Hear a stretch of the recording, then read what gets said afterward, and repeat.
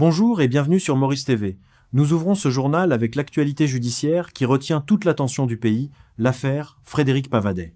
Le tribunal de Curepipe a été, ce mercredi 4 mars, le théâtre d'une audience particulièrement tendue concernant la motion de remise en liberté conditionnelle de l'ancien professeur de musique. Entre révélations de l'enquêteur de la police et témoignages de l'ONG Pédostop, la journée a surtout été marquée par un rappel à l'ordre cinglant de la magistrate à l'encontre du suspect. « It is not a joke !» a lancé la Cour face à l'attitude jugée désinvolte de Frédéric Pavadet, alors que des accusations d'une extrême gravité pèsent sur lui. Quels sont les nouveaux éléments apportés par le détective-inspecteur Ramburn? Pourquoi l'ONG Pédostop lance-t-elle une levée de fonds pour une plaignante? Et quelles garanties le suspect offre-t-il pour retrouver la liberté?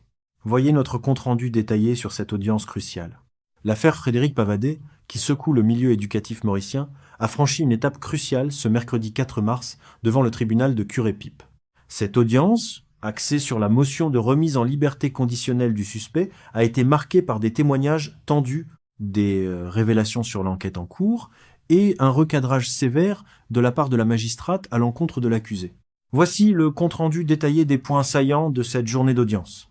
Un suspect peu sérieux recadré par la Cour. L'un des moments les plus marquants de l'après-midi a été l'interrogatoire de Frédéric Pavadet par la représentante du bureau du directeur des poursuites publiques, DPP, Me Priscilla Vieira Badren. Alors que la poursuite l'interrogeait sur son lieu de résidence actuel, le suspect a répondu avec ironie « J'habite en prison ».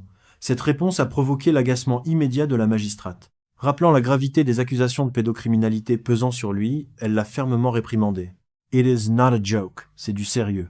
Vous êtes un professeur, vous devez comprendre les questions. Personne n'a la prison comme lieu de résidence habituel. » La magistrate a invité la défense, menée par Messanjev Tilokdari et Messachen Boudou, à s'entretenir avec leurs clients sur son comportement dans l'enceinte du tribunal. Les points clés de l'enquête policière, le détective-inspecteur D.A. Ramburn a apporté des précisions sur les éléments techniques de l'enquête. Authenticité des victimes. Contrairement aux doutes soulevés par la défense, la police confirme que les victimes ayant porté plainte par courriel sont bien réelles. Leurs identités, numéros de carte d'identité et passeports sont en possession des autorités. Risque de fuite et télécommunication. Bien qu'un téléphone ait été remis, la police soupçonne l'utilisation d'autres cartes SIM non divulguées. Un ordre judiciaire sera sollicité auprès des opérateurs pour vérifier l'existence d'autres lignes au nom du suspect. Accès aux données, interrogé sur son manque de coopération concernant les mots de passe de ses ordinateurs et de son téléphone, Pavadet a simplement rétorqué que personne ne les lui avait demandés.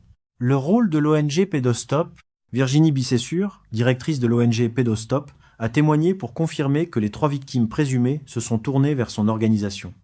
Elle a précisé que 2 d'entre elles résident actuellement à l'étranger. Pour permettre à la justice de suivre son cours, l'ONG a lancé une levée de fonds afin de financer le billet d'avion de l'une des plaignantes qui n'en a pas les moyens. La moitié de la somme aurait déjà été récoltée.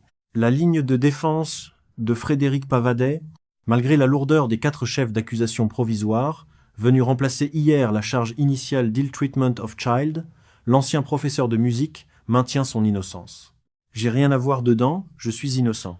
Pour convaincre la Cour de le libérer sous caution, il a accepté une série de conditions strictes.